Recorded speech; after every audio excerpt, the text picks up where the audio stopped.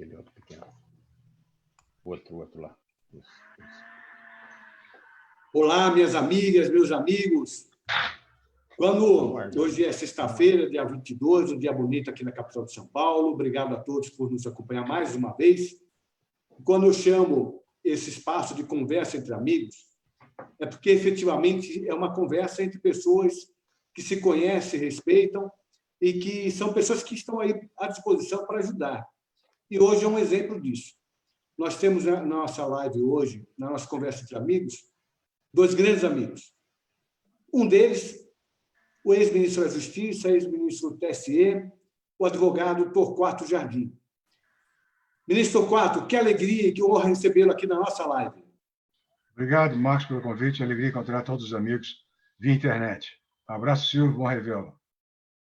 Da mesma forma, esse grande advogado, grande companheiro, presidiu, para minha honra, nas nossas gestões à frente da OAB de São Paulo, a Comissão do Direito Eleitoral, fez um grande trabalho.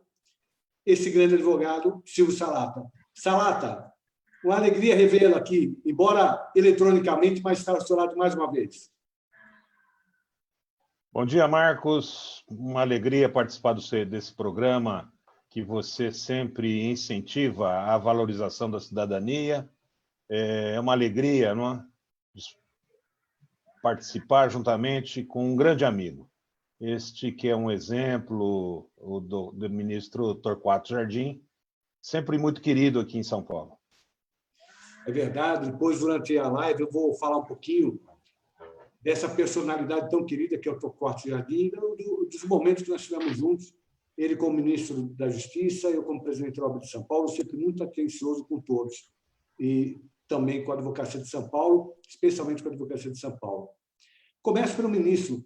Ministro Torquato, nós vamos hoje falar um pouquinho sobre eleições 2020.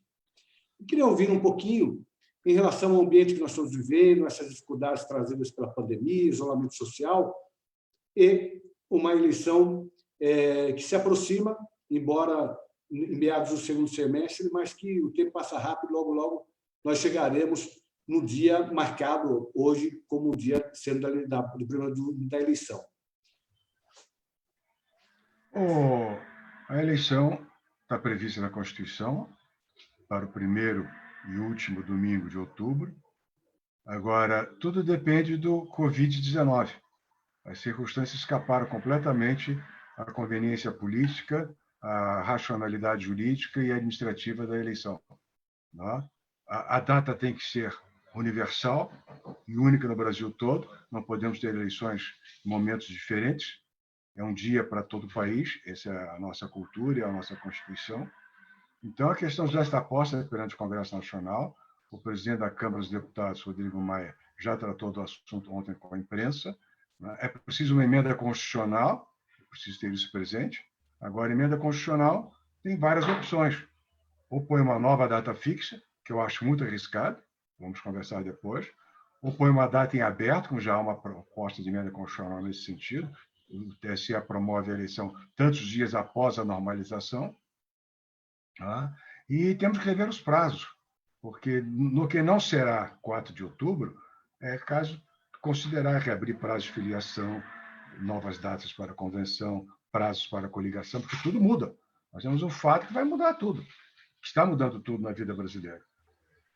E, por fim, eu encerro aqui com esse último comentário, essa primeira participação, saber se pode prorrogar ou não o mandato, que é outra grande circunstância, que, a meu juízo, tem que ter uma análise sociológica, epidemiológica, como se queira chamar. Não é um assunto jurídico estrito sensu. Não pode prorrogar mandato porque a democracia os elegeu para 4 anos. Sim, mas surgiu o Covid-19 que talvez imponha uma releitura constitucional que caberá ao Congresso Nacional. É como eu começo minha participação, Marcos. Silvio, antes de passar a palavra, só notar que está conosco, nós estamos hoje com muitos amigos aqui, o Neto Basile, querido amigo Neto Basile, que esteve na nossa comissão eleitoral também. A Cleonice Moura, o Jefferson Moreira, o Chicarino de Taubaté, o Luiz Davi Costa Faria, o Márcio Cosato Jundiaí, o Hudson Menezes, o Hugo César, Guedes, vamos falando outros nomes que estão aí participando conosco, Alexandre Pereira da Silva, de Joinville, Santa Catarina. Silvio, a sua experiência profissional, de décadas na advocacia, esse momento, nunca passamos por algo similar a esse, né? E esse debate em relação às atividades pré-eleitorais necessárias, por exemplo, o ministro Torquato falou da convenção, é importante.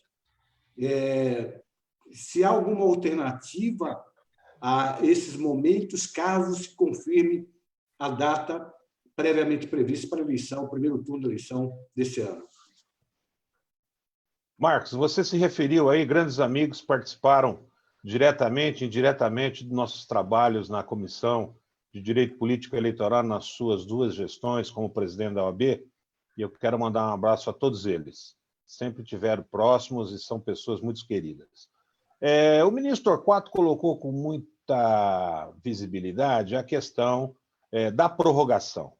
Eu tenho uma certa preocupação e vejo que nós temos que cumprir um calendário eleitoral. Então, nós poderíamos começar comentando sobre as convenções partidárias que estariam designadas agora já imediatamente a partir do mês de julho. O Tribunal Superior Eleitoral está procedendo à resposta em 2 consultas, que já receberam um parecer técnico da assessoria do tribunal, viabilizando, pela viabilização da convenção online. O grande problema, eu acredito que deverá ser a reestruturação do calendário eleitoral. O ministro coloca como uma data que tem que ser discutida, mas nós temos que nos preocupar que após o pleito, após a realização das eleições, nós temos algumas etapas importantes a serem seguidas que estão inseridas no contexto da lei eleitoral. Seria a proclamação do resultado, seria a questão da aprovação das contas de campanha dos candidatos eleitos e seria a diplomação. Então, isso não poderia ultrapassar uma determinada data estrategicamente fixada, porque senão não daria tempo para a posse no dia 1º de janeiro do ano de 2021 dos candidatos eleitos a prefeito, vice e vereadores. É possível perguntar para o ministro Torquato, a sua experiência dentro do Tribunal Superior Eleitoral, o tempo de análise de um problema como esse e, ao mesmo tempo, a preocupação do tribunal com o fato desse tema também estar sendo objeto de deliberação no próprio Congresso Nacional. O tribunal espera o Congresso deliberar para depois decidir, o tribunal antecipa e pelo menos encaminha alguma deliberação. Como funciona dentro do tribunal, ministro?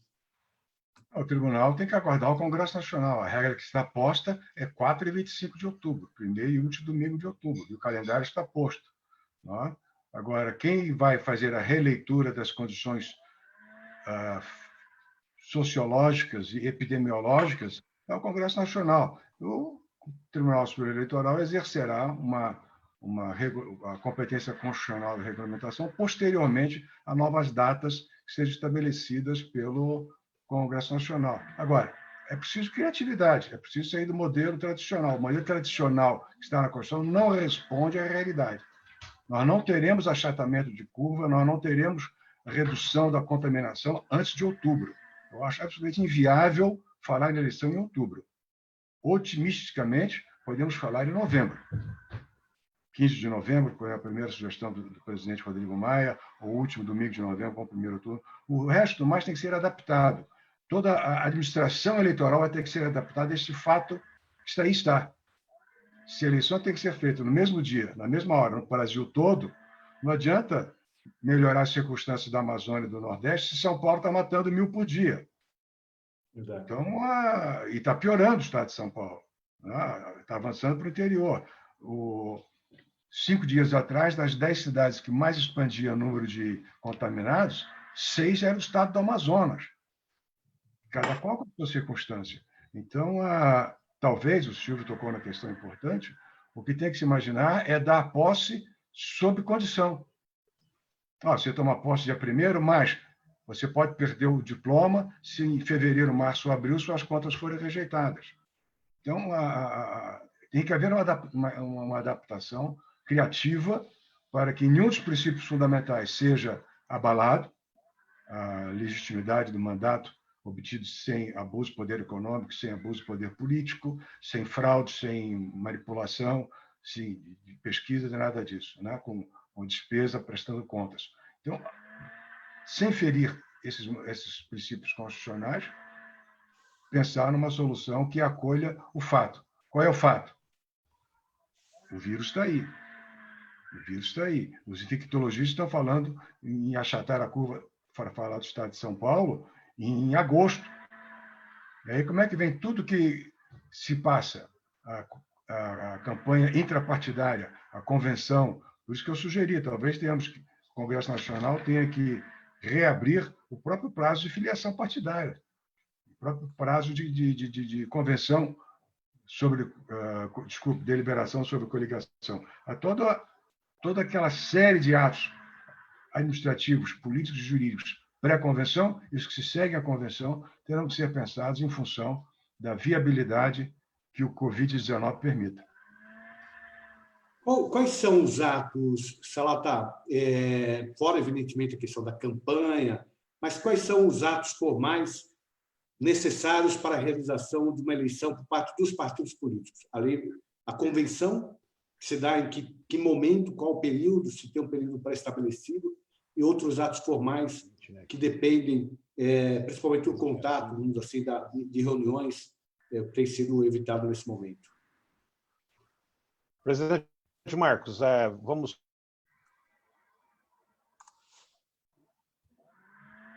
Perdi o som.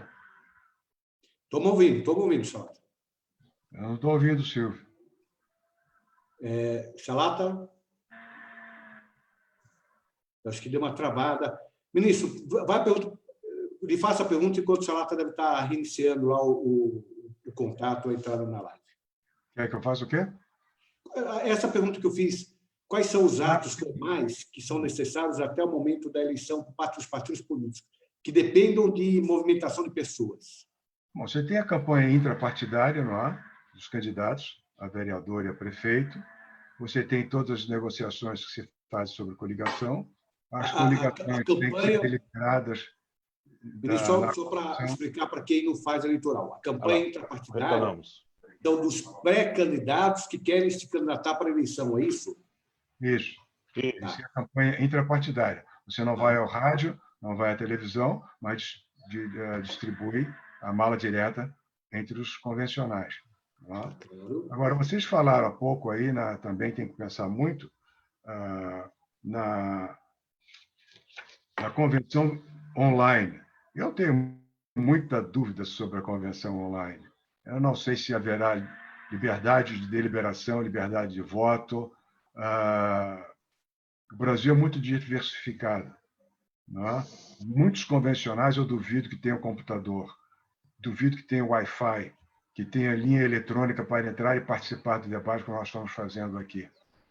De maneira que, em princípio, eu não sou a favor da convenção online. Ela tem que ser presencial, para que haja uma livre manifestação do voto intrapartidário na escolha dos candidatos, haja uma livre manifestação sobre as coligações. Coligação é só para prefeito, né? É bom lembrar isso, né? Não existe mais a coligação proporcional. Essa é uma das grandes novidades da eleição desse ano. Não é? Então, feita a convenção, depois tem a campanha eleitoral, distribuição do tempo. E você tem também, eu vou falar de quando o Silvio não entrar o som, senão eu me calo aqui. Não, já voltou. Então, vamos voltar a ele, eu falo de outro tema depois. Eu tenho outro tema. Silvio, você ouviu a pergunta que eu fiz ou não? Sim. Tá. A pergunta a mim? Isso. Sim, nós estamos falando do domicílio eleitoral e estaríamos entrando na fase das convenções partidárias para escolhas dos candidatos a prefeito, e vice-prefeito e vereador. Como o ministro Torquato muito bem acentuou, não é? Nós temos somente a possibilidade, nessa fase, de uma propaganda interpartidária, não é? Uma propaganda interna nos partidos, pelos filiados, não é? na promoção das candidaturas. Não pode haver campanha na televisão. Ficou muito bem acentuado pelo ministro Torquato. Então, nós temos que imaginar se realmente o Tribunal Superior Eleitoral, com a aprovação desse parecer, optaria pela realização das eleições, pela realização da convenção, pelo sistema online. Como muito bem acentuado, nós estamos vivendo o auge da pandemia. Não sei se no mês de julho nós teríamos condições de realizar convenções com reuniões, com aglomeração de pessoas. Então, isso pode surgir um problema. E tem uma outra pendência que ainda a Justiça Eleitoral não fez a conferência exata ainda dos novos filiados, porque está tendo problemas, e eu tenho visto aqui em São Paulo, alguns casos que estão dizendo da duplicidade, embora a lei buscou uma facilidade para evitar a duplicidade de filiação, poderá ocorrer, e já está vencido o prazo, então teria que ser regulamentado isso aí também. O ministro Torquato, com a sua grande experiência como juiz da Corte Máxima Eleitoral do país, terá uma compreensão também, como eu tenho, de que seria viável essa retroatividade para trazer novamente a questão, abrir os prazos para novas filiações partidárias. É um assunto que tem que ser debatido. Eu penso que, se nós formos instaurar diversos debates em torno disso aí, nós vamos ficar perdendo muito tempo, e a verdade é que o calendário eleitoral está rodando. Só fazer um registro também, está conosco o Gilson Delgado, querido amigo de Olímpia. Sou Olímpia também, Salata, o Gilson Delgado, o Silvio Storage, fugiu aqui, peraí. O Álvaro Gomes Neto, o Leandro Dugás, Sérgio Soares Batuba, Camila Soares, que é de Serra, Espírito Santo, Gilberto Petolini Neto, Paulo Eduardo Fonseca, Flávio Marques, de Rio Preto, Aval Barbosa, o Hudson Menezes, já tinha comentado, do Carmo de Freitas, Sônia Reis Veríssimo, o Alexandre Henrique Felcar e Giguedes, Helene de Almeida, e outros tantos que eu vou comentando aqui na passagem. O Zenival Lima, a Maria Medalha. Ministro, dentro desse contexto, como nós estamos falando de eleições de preocupação com o aglomerado de pessoas, há algum estudo, alguma análise, alguma possibilidade de mudar a metodologia da eleição e não ter segundo turno, ser um turno só, para evitar uma segunda aglomeração de pessoas? Será que alguém está discutindo isso? Bom, essa será uma conveniência política do Congresso Nacional, que também pede emenda constitucional. Então, a emenda constitucional pode tratar terá que tratar não só das novas datas, como poderá extinguir por uma vez o segundo turno. Acho difícil. Até porque são poucos os municípios brasileiros com mais de 200 mil eleitores para ter segundo turno. São 100 e não sei quantos, 150, 160, mas que vão realmente em segundo turno, menos de 100 municípios. Então, operacionalmente, esse segundo turno não cria problema para a Justiça Eleitoral. Agora, nós não mencionamos ainda, Silvio, fica a provocação, nessa contagem de prazo para escolher as novas datas, o tempo que precisará a Justiça Eleitoral para retirar dos depósitos 700 mil urnas eletrônicas, fazer o reparo e a manutenção e recarregar mais de 1 milhão de baterias e distribuir. Há uma logística, aliás, já sugeri muitas vezes, devia haver um vídeo especial da Justiça Eleitoral mostrando o trabalho de logística de reparo e manutenção das urnas, distribuição por todo o território nacional, instalação no Brasil inteiro e recolhimento após a eleição. É uma operação logística fantástica, com a participação das Forças Armadas e muitas outras entidades. Então, também esse pessoal tem que estar preparado. Não se monta uma logística dessa de última hora. É preciso saber previsão do tempo, situação das estradas, circulação. É preciso conhecer, em algumas zonas conflagradas das grandes cidades, que dia vai entrar para acertar com o narcotráfico, a milícia, autorização para entrar no mesário eleitoral. Então, há também esse lado operacional da justiça eleitoral a ser considerado. Eu acho mais prudente, se me permite falar um pouquinho mais, colocar uma data de primeiro turno a mais tarde possível, não é? Fazer o segundo turno apertado antes de 20 de dezembro e ter tudo previsto na emenda constitucional, que o diplomado e empossado primeiro de janeiro terá um título e uma posse precária. Isso tem que estar na Constituição. Precária, porque a avaliação da prestação de contas e as contestações de apuração, a posse não excluirá uma ação de impugnação de mandato eletivo, um recurso contra a expedição de diploma. É toda uma inovação que tem que ser pensada no sistema para garantir a posse dos novos eleitos 1º de janeiro, mas sabendo que é uma posse precária em razão de todas essas outras circunstâncias de fiscalização da legitimidade do mandato. É confuso, eu sei, complica pra caramba. Mas é a realidade, né, ministro? É o que nós estamos vivendo hoje. Né? Silvio? Oi. Aliás, só live... acrescentar, Marcoso, só deixa eu acrescentar um pequeno detalhe que é importante, que o ministro Torquato Jardim tocou, que é a questão das prestações de contas. Nós temos que imaginar que existe no processo eleitoral hoje implantado a ação de investigação judicial eleitoral por gastos e captação ilícita de recursos financeiros para as campanhas eleitorais.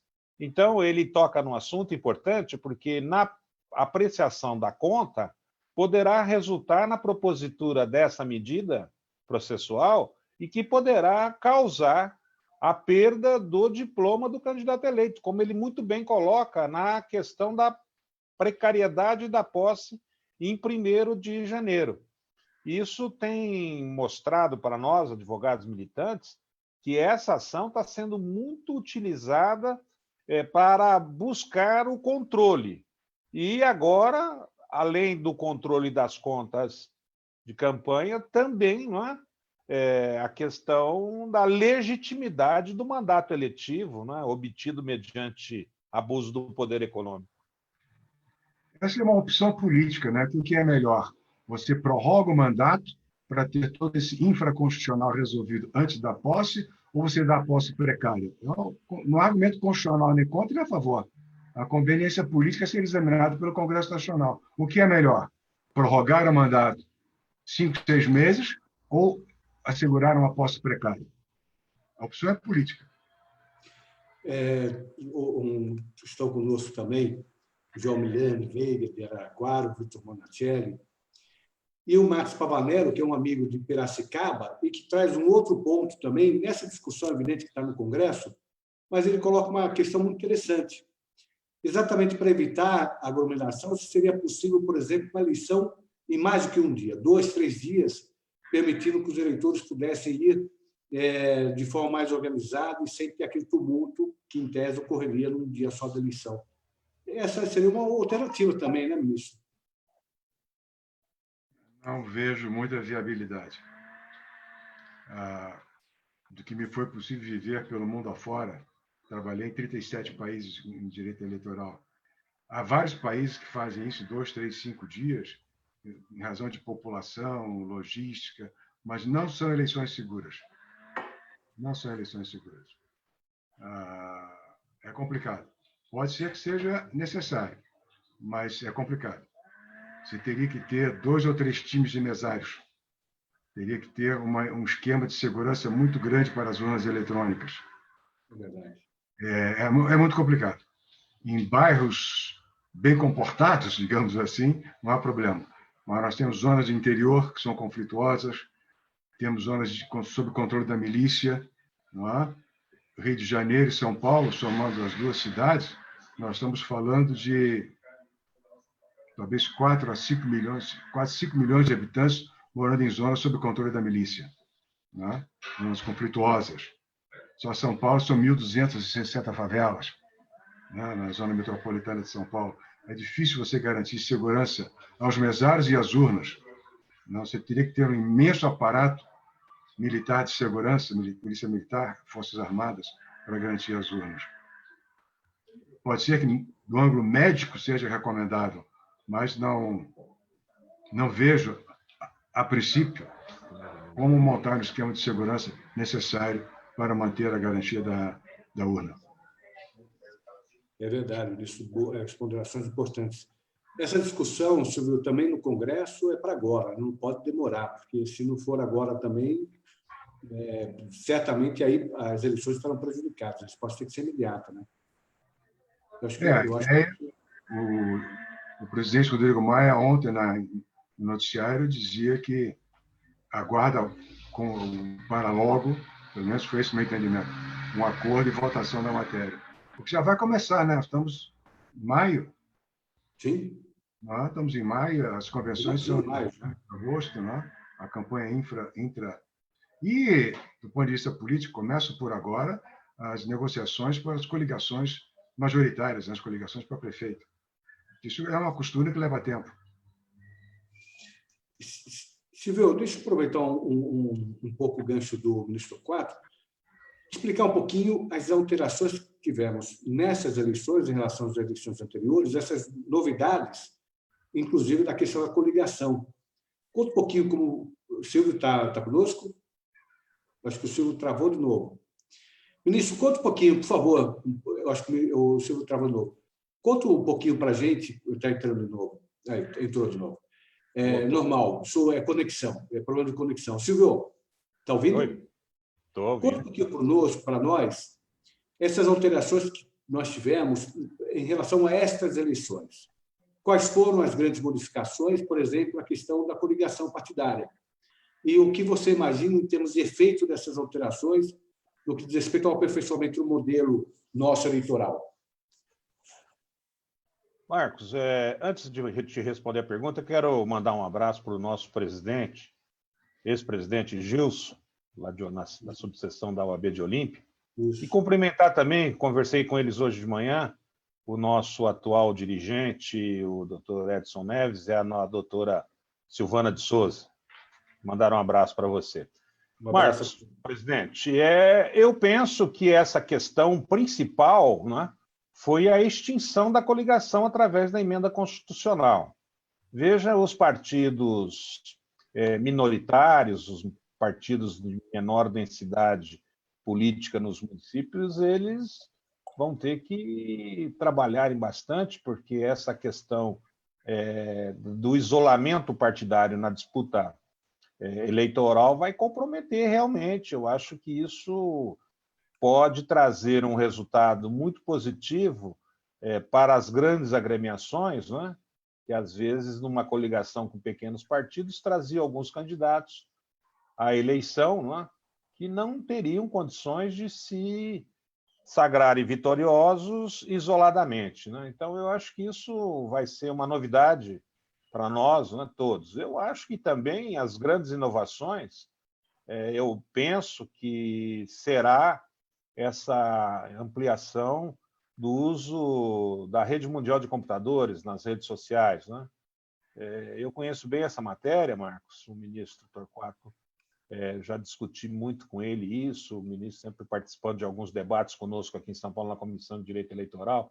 Essa questão da internet fica um problema para trazer também o controle, né, a fiscalização, e eu acredito que teremos alguma dificuldade de enfrentamento disso daí. Eu venho estudando muito essa questão da propaganda eleitoral na internet, eu tenho até muito orgulho de ter sido o primeiro advogado que levou um processo a julgamento das eleições de 98 sobre propaganda na internet ao TSE.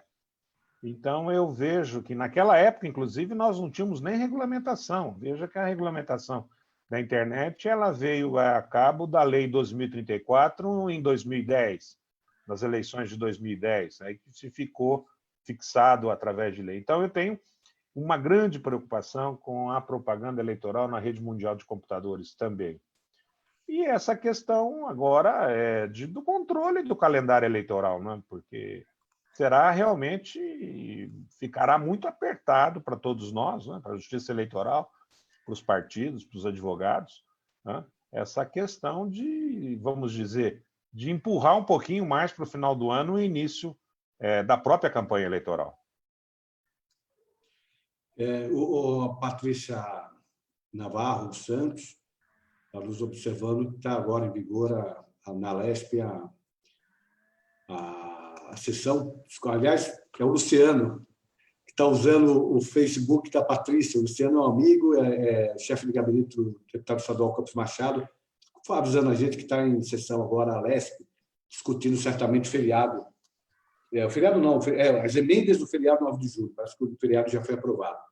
O Ricardo Hiroshi, cumprimentando a todos, especialmente o Salat, dizendo que ele foi uma das melhores palestras jurídicas que ele viu lá na querida Assis, o Janir da Luca, a Juliana de Marco.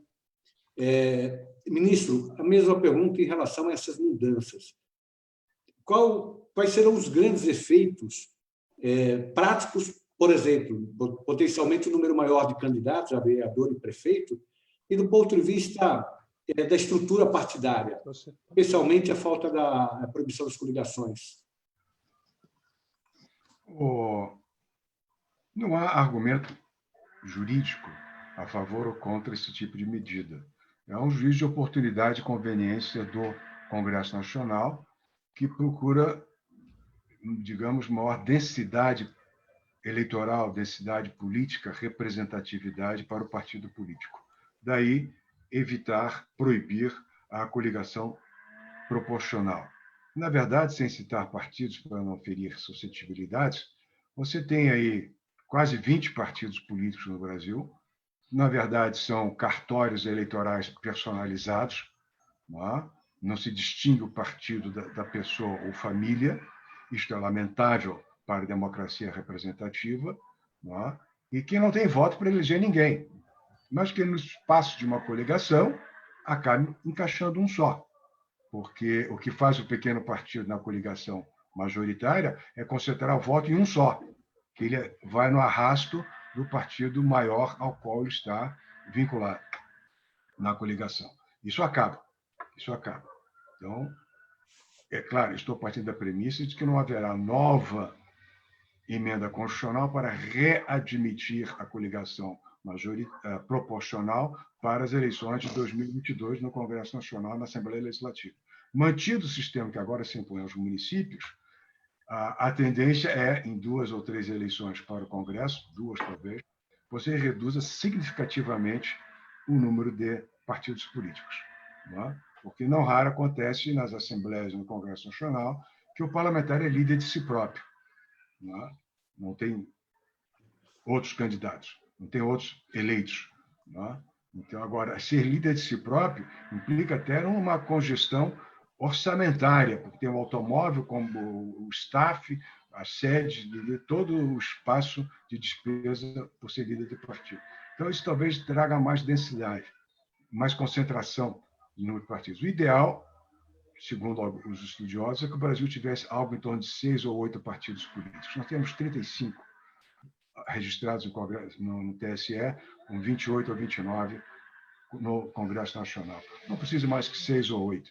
E, para quem tem idade para se lembrar, como eu tenho, nos anos 50, antes da extinção dos partidos em 65, eram 6 ou 8 mais relevantes e já havia muita confusão e pouca densidade. Mas vamos imaginar que em torno de 6 ou 8 partidos já seja suficiente.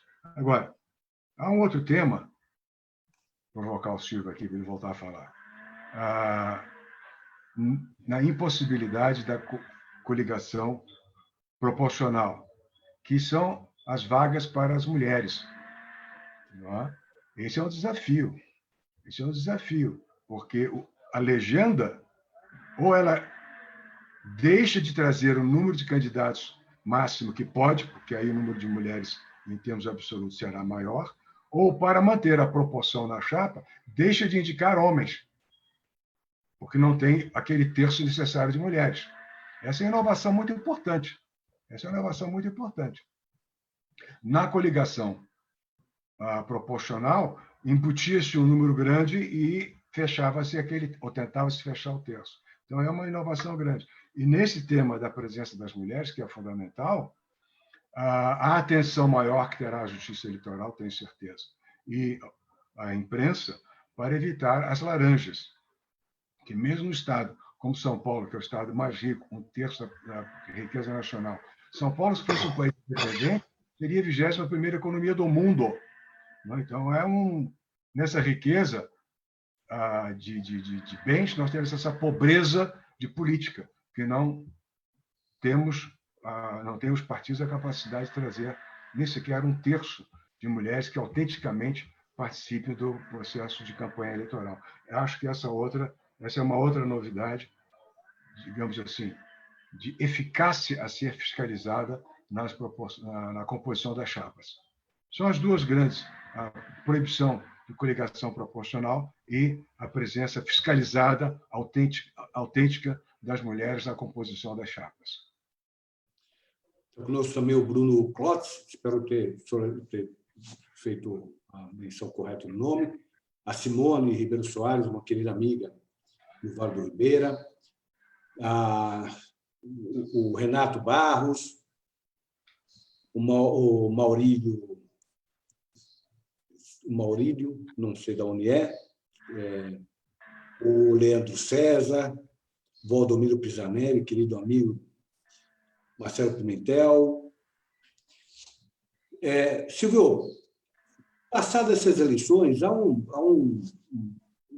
uma consideração genérica que, de fato, como disse o ministro, passadas essas eleições, nós tivemos aí uma movimentação partidária muito intensa, no sentido de fusão de muitos partidos, aqueles partidos que perceberem que não vão ter sobrevida, por conta exatamente da falta da coligação, uma tendência de se unirem a outros partidos e vamos ter aí um movimento grande logo após as eleições.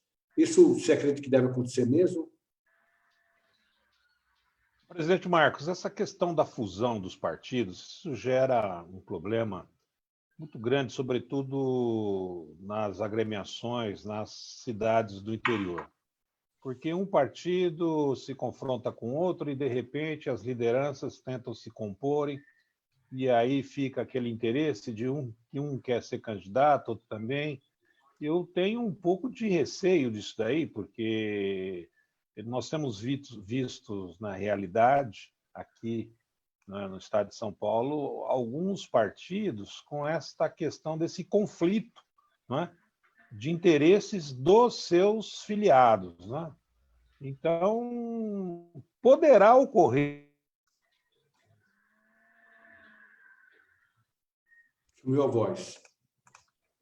Travou.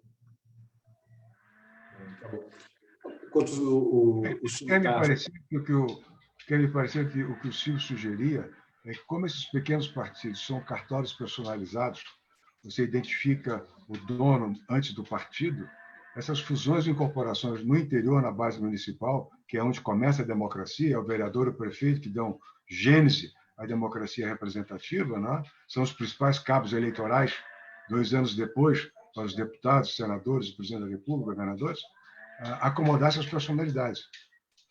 Que no Brasil você não tem dificuldade alguma de fusão ou corporação em razão de programa, que todos fazem o mesmo programa. Eu recordo um julgamento do TSE em que foi baixado em diligência o pedido de registro, não vou citar o partido, e como era copiar e colar, quem fez a cópia e cola de um programa para o outro esqueceu de trocar a sigla.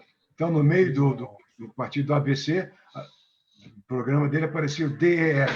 Aí teve que baixar em diligência para corrigir a sigla. Então, me parece que essa parte operacional não cria problema. O problema é você acomodar as personalidades. O fulano A deixar de ser o dono do partido em favor de B. Isso é muito complicado, na base local. O interesse público não predomina aí nisso, não é verdade? É o personalismo mesmo, o interesse pessoal, infelizmente. Salata, você estava falando, caiu a ligação, a conexão, voltou a conexão agora. É isso aí que o ministro Torquato, são os conflitos nos municípios dos interesses, né, de cada um dos líderes partidários. Né? Você vai tentar juntar dois partidos de uma única sigla, onde que existem interesses possivelmente antagônicos, né? Então, poderá gerar essa dificuldade. Mas eu acredito que o resultado das eleições, em razão dessas modificações, como foram postas, elas poderão certamente resultar numa diminuição de determinados partidos da sua representatividade nas casas legislativas. E isso poderá trazer, né, uma ideia de que os partidos que perderam, né, vamos dizer assim, esse poderio político, né, que ele mantinha anteriormente, buscar aí a tentativa de uma conciliação, né, para poder acertar a fusão, né? É muito complicado, porque a fusão tem que ser muito bem feita, né? Nós temos visto aí que os partidos que são incorporados, né, numa única sigla, sempre traz um resultado um pouco drástico, né, para aqueles que perdem, né, o espaço político, o espaço partidário, né, no meio da comunidade. Mas esse personalismo existe não só no âmbito municipal, mas até mesmo no federal, né, Celata? E aí o que provavelmente vai predominar é o interesse daqueles que estão no comando do partido nacional, né? Porque e aí o estadual, o municipal, possivelmente fica em segundo plano, né? Aqui, infelizmente, não, é verdade. Essa realidade. Isso é verdade que você está colocando. Perfeito. Fala, desculpe. Pois não. Não, perfeito. Qual os debates que estamos tendo, mas esquecendo um pouquinho aquilo que é efetivado, que já está efetivado e os debates que estamos tendo no Congresso.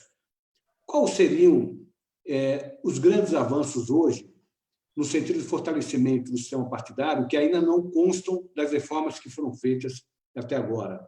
O que está faltando ainda para a gente fortalecer a ideia de partido como uma união de pessoas com os mesmos ideários, com a mesma base filosófica e que procura trabalhar bem da coletividade? O que está faltando no Brasil para que isso aconteça? Vai os dois. Assim, penso que nos partidos políticos... É para mim, Marcos, ou é para o ministro? Os dois. Vai lá, Silvio. Então, pode falar primeiro, ministro. Não, vai, quero te ouvir. Obrigado. Não, olha, veja bem, eu tenho a impressão, eu sinto que carece nos partidos políticos a questão de se firmar a sua ideologia. Nós vemos que os partidos eles não têm o caráter firme, forte, ideológico. E isso seria muito importante, porque nós vemos aí que tem determinados partidos que cada eleição ele tem uma variação de posicionamento e, aliás, até de apoio, né, que incompatibiliza com isso. Eu acho que é isso. Veja, os partidos políticos hoje no país, eles gozam de um privilégio importante. Veja que a questão do fundo partidário. O fundo partidário hoje, o Tesouro Nacional dispõe de R$1 bilhão para atender a rubrica do fundo partidário. Os partidos políticos, embora pessoas jurídicas de direito privado, né, eles têm uma autonomia na esfera pública muito grande, né? Veja que eles usam nas eleições o horário reservado à propaganda, o horário gratuito, reservado à propaganda eleitoral. Então, eu acho que, nesse aspecto legal, os partidos estão investidos de normas que favorecem o seu funcionamento. Eu acredito que nós deveríamos incentivar, por exemplo, e eu gostaria de ouvir o ministro Torquato Jardim a esse respeito, sobre a questão do incentivo das fundações de estudo da ciência política, do estudo do direito partidário, no âmbito das agremiações, porque realmente se vem no fundo partidário uma reserva para ser investida nas fundações, e nós temos visto que os partidos não fazem uma divulgação doutrinária acerca dessa questão, né? A gente percebe que o partido ele não se preocupa com os seus filiados nos grotões, né? De trazer uma proposta de ensinamento doutrinário, ideológico. Então, eu acredito que o fundo partidário já atende à necessidade. Se tem horário gratuito reservado nas emissoras de rádio e televisão, que no ano das eleições consome, na compensação fiscal que é paga às emissoras, um valor alto, né? E os partidos talvez não tenham muita condição em manipular isso e devolver com benefícios aos seus filiados, né? Benefício do ensinamento doutrinário, ensinamento ideológico, né? Eu acho que é importante isso daí, porque senão o partido continua num espaço vazio, né? E cai naquela premissa que nós estamos discutindo aí, que, né, fica tudo na mão dos comandantes, né? E os subordinados pouco podem aproveitar disso daí. Ministro? Eu tenho uma outra visão. O partido político, como nós os conhecemos, são coisa do passado. O partido político morreu. É dinossauro extinto. Já na década de 70, estudava-se o tema, né? O clássico de Raymond Aron dos anos 50, a morte das ideologias, a morte das filosofias. Nenhum partido hoje é ideológico, a não ser o Partido Comunista, que nem o do chinês mais é ideológico. Né? Não tem mais filosofia, ele absorve todas as posições. A democracia moderna ela é multitemática, ela não é multipartidária. A internet permite que, assim como você vende camiseta, tênis e jeans customizado, custom made, orientado para cada mercado, você também vende a mensagem política para cada um deles. Né?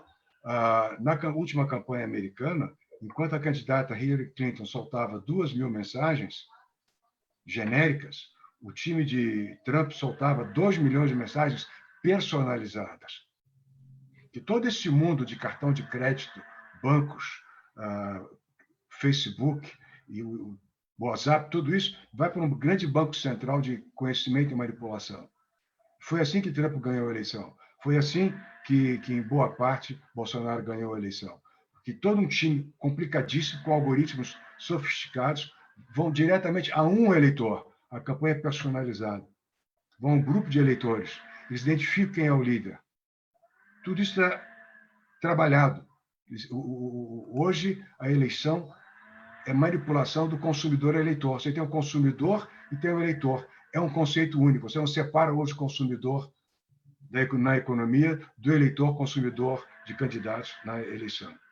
Então, a internet, o Silvio falou há pouco em campanha de internet, a internet ela individualiza a campanha. Ela não é mais para um grupo, ela é personalizada. Não é? O algoritmo decide, trabalha a emoção.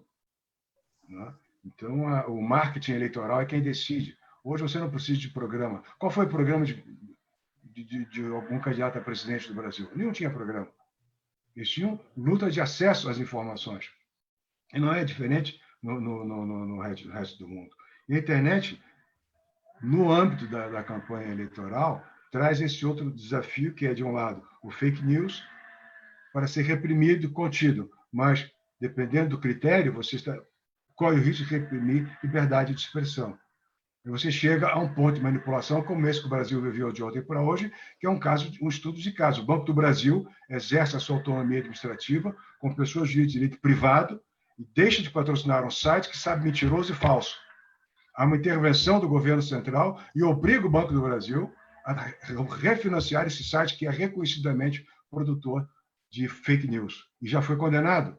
Condenou, aliás, foi condenado pelo que produziu contra o atual presidente nacional do Conselho Federal da Ordem dos Advogados. Né? Então, você vê a intervenção que é na manipulação da informação customizada no fake news. Então, não me preocupo no partido político, ideologia, nenhum deles tem. Como disse há pouco, citando aquele exemplo, todos têm o mesmo programa. essa coisa ultrapassada da lei eleitoral, que o candidato tem que depositar em cartório um programa. E aí? Qual é a vinculação legal? Não obriga. Então, é um rito de mentira, de fachada. É a maquiagem em quem não tem beleza, depositar esse programa em cartório. Então, eu acho que o Partido Moderno vai continuar enquanto não encontrarmos, via internet, um ambiente seguro de representação independente do partido. Hoje, a democracia, em síntese, ela é temática. Ninguém consegue maioria em nada, mas quem é a favor de proteger o índio não tem votação suficiente no Congresso Nacional. Então, ele vota a favor de uma proteção de consumidor, para que a bancada de proteção do consumidor vote com a bancada de proteção ao índio. E assim você compõe tematicamente mini bancadas, que somadas dão um número mínimo, quórum mínimo de aprovação de uma lei ou de uma medida. Eu acho que o partido político é mecanismo do passado, o futuro é a campanha eleitoral customizada na emoção do algoritmo. Acho que todos já viram aquele documentário chamado Privacidade Hackeada, na Netflix, mostra bem isso. Pegando esse gancho, ministro, nós tivemos aqui o Paulo Eduardo Fonseca, diz, tendo em vista a fala do ministro, por que não discutir a hipótese de discussão efetiva, né, da hipótese das candidaturas independentes? Seria uma alternativa? E seria um avanço ou retrocesso? Porque a ideia do partido foi o avanço do que diz respeito exatamente à possibilidade de unir forças.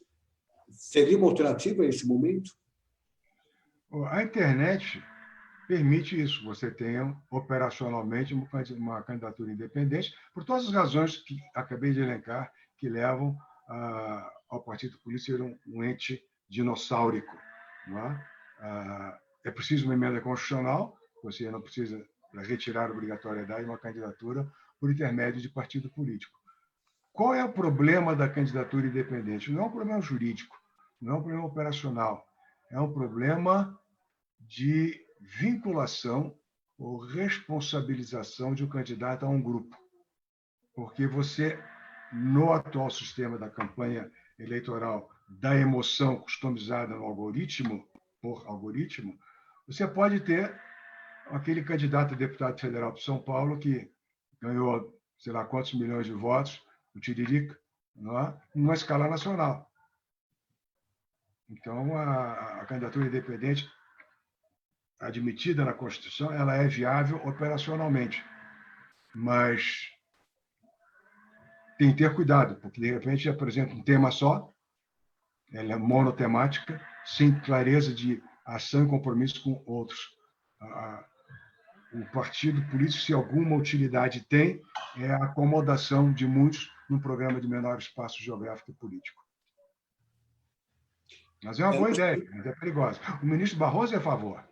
Ele vai assumir a presidência do TSE semana que vem. É verdade, nós vamos ter uma mudança no TSE importante.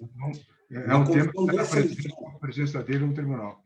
E o ministro Barroso é alguém que a expressão talvez não seja feliz, mas é um ativista no sentido de alguém que se coloca na posição de protagonista sempre, né? Ele não é alguém que simplesmente espera os fatos e aprecia o direito em cima dos fatos postos. Ele é alguém que gosta de levantar os debates, participar desses debates.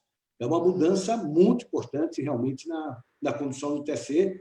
E, nesse momento, né, com todo o problema que nós estamos vivendo, vai ser um elemento a mais, enfim, dessas discussões todas. Está conosco também o Alan Herbert, querido amigo do Sindicato dos Engenheiros, também aqui conosco. Nós estamos nos aproximando, eu sempre falo, nós estamos 1 hora, passa muito rápido essa 1 hora, e aí falta só 5 minutos para acabar essa 1 hora. Eu queria, antes de passar a palavra para o encerramento, eu queria mais uma ponderação. O ministro Torquato citou uma questão, e eu acabei não desenvolvendo, mas eu queria uma palavrinha mais de cada um, que é a questão da participação feminina. O Brasil, eu acompanho sempre essas análises, e a última que eu vi, o Brasil, nas Américas, o Brasil só tem uma participação feminina nos parlamentos maior do que o Haiti. Em todas as Américas nós perdemos, Mas não é que perdemos por pouco, nós perdemos por muito. Os países, a Argentina, por exemplo, tem quase o dobro de participação feminina no parlamento do que nós temos aqui no Brasil. Por que isso acontece? O que fazer para tentar alterar esse quadro? É a lei? É o costume? Eu realmente confesso que eu já vi, e é fato, nós temos iniciativas legislativas. Ontem teve julgamento do TSE a respeito, determinando que a cota de 30% não seja só no que diz respeito à estrutura, a lista, vamos dizer assim, do partido, mas também a própria estrutura partidária, participando dos órgãos de deliberação do partido. O que falta para avançar essa participação feminina? Salata, depois o ministro. Olha, veja, evidentemente nós estamos assistindo uma evolução muito grande da participação feminina na política e nas eleições, né?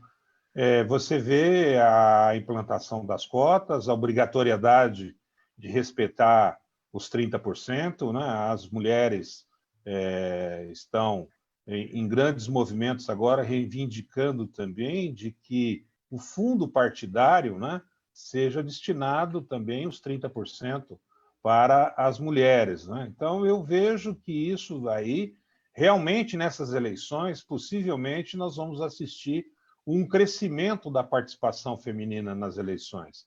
É evidente que quanto mais ampliado o cenário feminino na política, ela também vai se movimentar a nível de fazer um grande movimento, né, interno, inclusive dentro dos partidos políticos, né, porque a participação ampliada será importante para o desenvolvimento, né, desse tema. E eu acredito, então, que nós teremos, nessas eleições, surgindo novas lideranças, inclusive lideranças na área feminina. A live em casa é assim, passa o filho, passa a esposa, passa o marido, vão passando.